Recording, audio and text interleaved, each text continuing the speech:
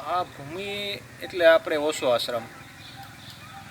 કૃષ્ણ અને રૂક્ષ્મણી વિશ્વનું સૌપ્રથમ ભાગેલું કપલ હોય ને તો એ કૃષ્ણ અને રૂક્ષ્મણી છે. અને એની યાદમાં જે બનાવવામાં આવ્યું ને એટલે ઓશા આશ્રમ. ઓશો આશ્રમ તમે અહીંયા આવો ને એટલે તમને એક પ્રકૃતિની ગોદમાં તમે ન બેઠા હોય, એકદમ તમે આમ સિટીના વાતાવરણમાં હોય અને બીજે પડે તમે પ્રકૃતિની ગોદમાં આવો ને એવો તમને અહેસાસ થાય. એટલે ઓશો આશ્રમ આપણે જોયું ને કે અહીંયા કૃષ્ણ અને રૂક્ષ્મણીને જે રાસલીલા અને અનુસંધાનમાં જે આપણે માધવપુરનો મેળો પ્રખ્યાત છે એ મનાવવામાં આવે છે. કેટલા દ્વારકાથી છે અહીંયા કૃષ્ણ ભગવાન આવ્યા તો એને કંઈક તો જોયું હશે ને. એટલા માટે તો કોઈ કવિએ લખેલું છે કે એમ જ કંઈ નથી માધવપુરનો માધવ કહેવાનો કૃષ્ણ, કંઈક તો નશો જોયો હશે ને પ્રેમનો. આ લોકો છે ને એ પ્રેમાળ લોકો છે. આખો સૌરાષ્ટ્રમાં જોઈએ ને તો આ ઘેડ વિસ્તાર છે ને, ઘેડ વિસ્તાર એમ કહે કે કોઈક માણસને તમે આવકારો આપો ને તો તમે માણસ છે ને પોતાના જીવ કાઢી દે ને એટલો બધો આગતા સ્વાગતા કરે. એવી રીતના એવી ભૂમિ એટલે આ ઓશો આશ્રમ. એટલા માટે જ તો આપણે કહીએ ને કે રાધાસંગ પ્રેમના તાંતળે બંધાયેલો કૃષ્ણ રૂક્ષ્મણીનો અમસ્તો માધવ થોડો કહેવાય. એટલે જ તો કોઈક કવિએ એવી રીતના કીધું છે. અને એથી વિશેષ કંઈ કહેવા જઈએ તો કૃષ્ણ વિશે તો ઘણી બધી લાઈનો કોઈ કવિએ લખેલી છે, ઘણા બધા કવિઓએ લખેલું છે. પણ આપણે જો કૃષ્ણની ભાષામાં કહીએ તો માધવપુરનો માધવ ને એટલે અમારું કૃષ્ણ. દ્વારકાથી સેટ અહીંયા સેટ પહોંચવું એ પણ એક આપણા અહીંયા લોકો માટેની એક અલગ જ પ્રકૃતિની મજા છે. અને એવી જ રીતના આપણે જો કૃષ્ણને લાડ લડાવતા કહીએ ને કૃષ્ણ અમારો કૃષ્ણ અમારો કૃષ્ણ, તો એમ કહેવા જઈએ ને કે દરિયો નાવ અને હલેસા, દરિયો નાવ અને હલેસા એમાં બે મુસાફર, આનાથી મોટું વૃંદાવન શું હોય શકે મધ દરિયે. આવી રીતના કોઈ મુસાફર જતા હોય એમાં કોઈક ધીમે ધીમે ધીમે ધીમે નાવ લડી જતી હોય અને એમાં બે મુસાફર હોય અને ધીમે ધીમે માલમ તું મોટા હલેસા માર, મારે જવું છે મધ દરિયાની પાર. એવી રીતના કોઈ કવિ કહે બે મુસાફર જતા હોય અને દરિયો હોય, નાવ હોય ને હલેસા હોય, એમાં હોય મધ દરિયા ને આપણે બે મુસાફર હોય. એમાં પછી કહ્યું એનાથી મોટું વૃંદાવન શું હોઈ શકે એમ આપણે જોઈએ ને. અને એથી વિશેષ કોઈ કવિ જો લખવા માંડે ને તો એમ કહે કે મેં તારા નામનો ટવકો અહીં છાતીમાં રાખ્યો છે, મેં તારા નામનો ટવકો અહીં છાતીમાં રાખ્યો છે, ભૂસાવા ક્યાં દીધો છે કક્કો હજી પાટીમાં રાખ્યો છે, ભૂસાવા ક્યાં દીધો છે કોકો અહીં પાટીમાં રાખ્યો છે. એટલે આપણે કહીએ ને કે આપણે ઘણા બધા ભૂમિઓમાં ફર્યા હોય, ઘણા બધા લોકો ઘણા બધા વિદેશો પ્રવાસ કર્યા હોય, એને અનુસંધાનમાં જો કવિ લખવું હોય ને તો એમ કહે કે મેં તારા નામનો ટવકો અહીં છાતીમાં રાખ્યો છે, ભૂસાવા ક્યાં દીધો છે કક્કો હજી પાટીમાં રાખ્યો છે, અને મલક કંઈક ખૂંદ્યા પણ મેં મારો ધબકારો હજી ગુજરાતીમાં રાખ્યો છે. એટલે ગુજરાતી પ્રજા હોય ને એ ગમે ત્યાં આપણે હસ્તી ના રહી. એ તમે ટ્રેનમાં જાઓ ને તો એ થેપલા ઢોકળાને તમને સલાહ કરે કે થેપલા ખાવ, ઢોકળા ખાવ ને આ ખાવ ને તે ખાવ ને.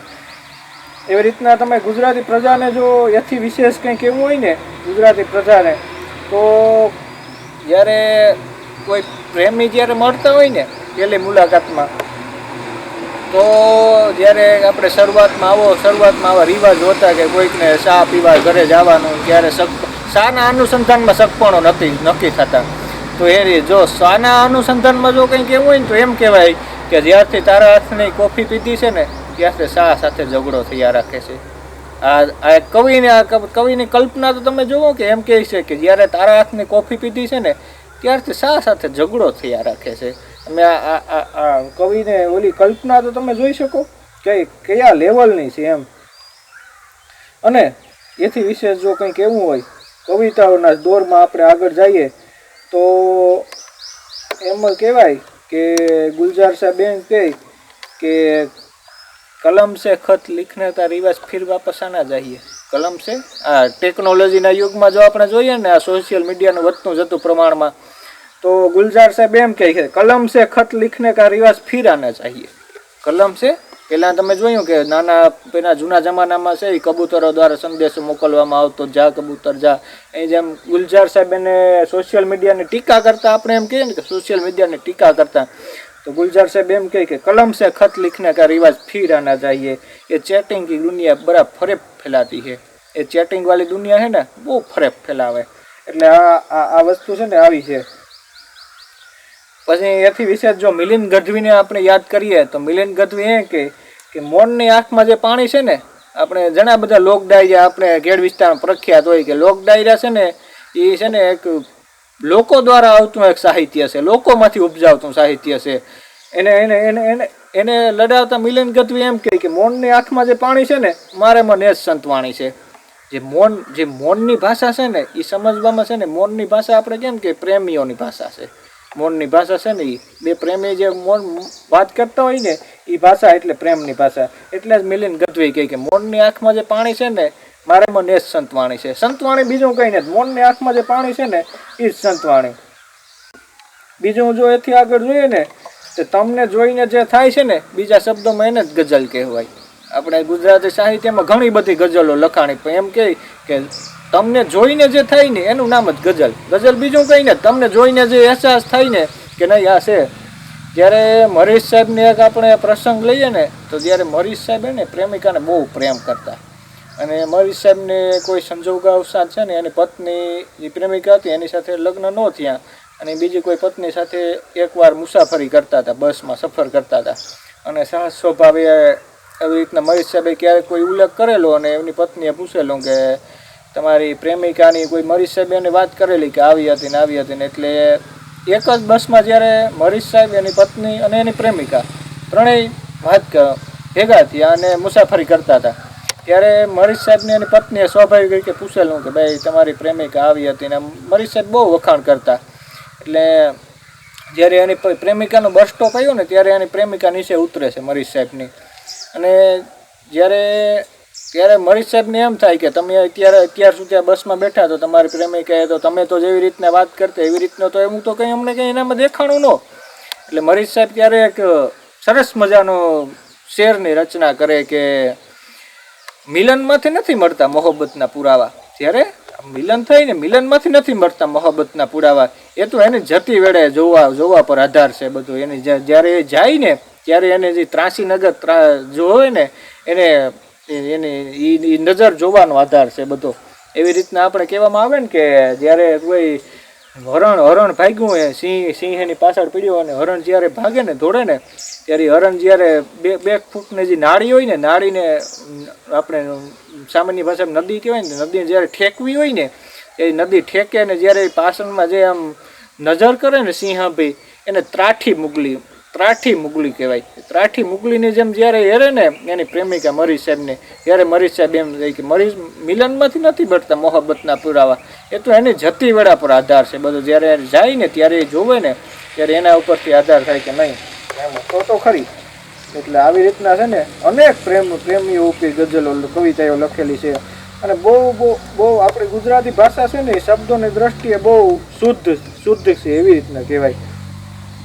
અને કોઈ બંધારણ ઉપર એવી રીતના ગઝલ લખે કે તુમારી જીદ તુમારે ઉસલ ઓર તુમારે નિયમ, તુમારી જીદ તુમારે ઉસલ ઓર તુમારે નિયમ, ન જાને કોણ સી સંવિધાન કી ધારા હો તુમ.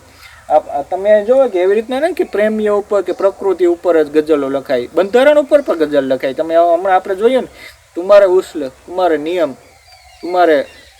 તુમારે ઉસલ તુમારે નિયમ ઓર તુમારી જીદ, ન જાને કોણ સી બંધારણ કી ધારા હો તુમ. તમે આ વિચાર તો કરો કે કયા હદ ઉપર એને લખેલી હશે આ કવિતાઓ. અને જ્યારે પ્રકૃતિ ઉપર જ્યારે વરસાદી માહોલમાં જ્યારે રમેશ પારેખને યાદ કરવું હોય ને, રમેશ પારેખ અમારો અમરેલીનો, ત્યારે રમેશ પારેખ એમ કે આકર વિકર ભાનશાન વરસાદ ભીંજવે. કોઈ આપણે વરસાદી ઋતુ હોય ને એટલે તમને આમ ગ્રીનરી હોય ને એને જોવાની બહુ મજા આવતી હોય.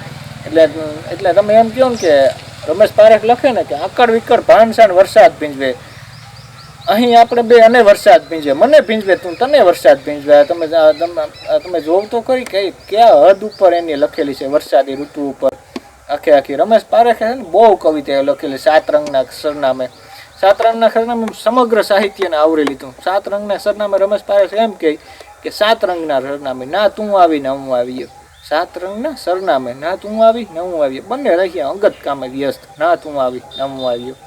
તો આપણે એવી જ રીતના ઓશો આશ્રમમાં જે પ્રકૃતિની ગોદમાં બેઠીને આવી રીતના જે ચર્ચા કરતા હોય ને ત્યારે એક અલગ જ કોઈ કવિને જ્યારે કોઈ કવિતાનું સર્જન કરવું હોય ને ત્યારે કોઈ કવિને તમે એમ પૂછો ને કે તમે કવિતાનું સર્જન કરવું ક્યારે પસંદ છે, કયા માહોલમાં, ત્યારે કવિનો પહેલો જ જવાબ હોય કે મને એકાંત અને પ્રકૃતિમાં કવિતાનું સર્જન કરવું બહુ ગમે. એટલે કવિતાનું સર્જન કરવું એ આ એકાંતય છે અને પ્રકૃતિ પણ છે. એવો આખો ઓશો આશ્રમ છે. ઓશો આશ્રમને ફરી વાર મુલાકાત લેશું.